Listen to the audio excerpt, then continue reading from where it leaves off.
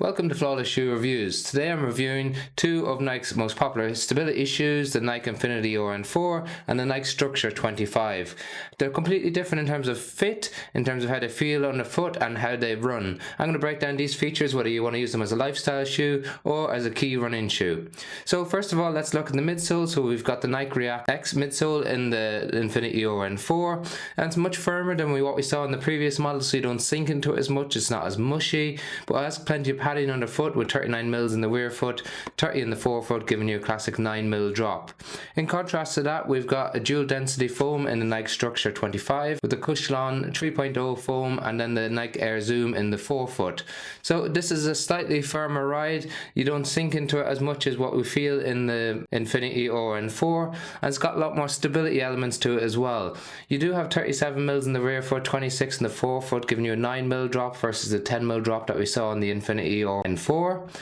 In contrast to that, we've got a heel clip that runs around the back of the Structure 25 that adds extra elements of stability, so when you initiate contact with the ground and you begin that pronation moment, the heel clip wraps around your heel and tries to add extra elements of stability. In addition to that, we've got a medial post on the inside of the shoe around the arch, so if you're looking for a shoe that gives you some arch support directly underneath your foot, this can be an excellent option for you.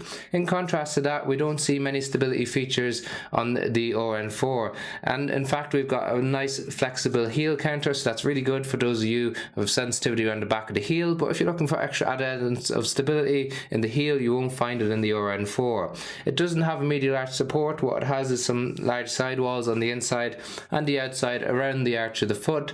That comes up, cradles your foot, tries to add elements of stability, but the extra padding underneath your foot counteracts that sidewalls, so it provides limited stability, if any at all, and more of a guidance feature overall. We've got a broader forefoot in the Structure 25 that helps increase the ground contact, but also allows your toes to splay, so an excellent feature. And we've got a lot more space in the toe box on the Structure 25 than we do on the Infinity, so it's nice and wide and it doesn't taper too early. In contrast to that, it really comes up half a size short in the RN4, so if you struggle in between sizes, you'll definitely need a half size up. But for me personally, I don't normally, I sit right in the middle and I still needed a half size up on this. It's got a knit upper on top, which is different than the more breathable upper that engineered mesh that we see in the Structure 25, and we've got very low volume in the toe box on the RN4, so it sits right on top of your toe, so it gives you a really snug feeling, which is excellent if you want a great lockdown because it's got a gusseted tongue,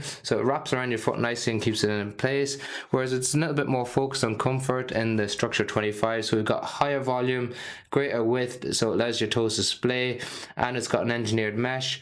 It's got a nice padded tongue that's not gusseted, in contrast to the gusseted tongue that we see in the InfinityRN4. And we've got a similar amount of padding around the heel cup, but as I say, it's a lot stiffer around the heel counter on the Structure 25. So overall, we've got two relatively heavy shoes. The RN4 coming in around 316 grams, and the Structure 25 coming in around 322 grams for size 9 men's US.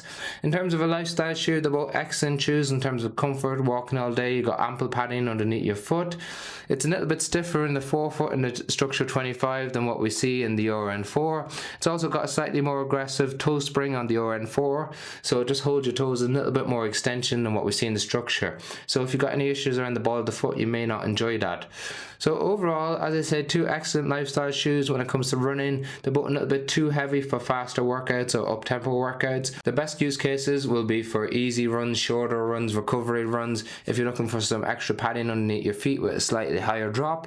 Other higher drop shoes similar to this is the Brooks Glycerin or the Brooks Glycerin GTS if you want more stability features. So in summary, we've got a much more focused, moderate stability shoe with arch support in the Structure 25 with true to size and much more space in the toe box. We've got a lower profile in the toe box that's slightly shorter in fit, that has some mild guidance, but overall just classify it as a max cushion shoe with some mild stability features to it rather than a moderate stability shoe in the Structure 25. We've got links to both shoes in the description if you want to check out the latest prices on Amazon. Otherwise, if you have any questions, drop them in the comment section below. Like and share and subscribing does make a massive difference to us. Thank you for watching.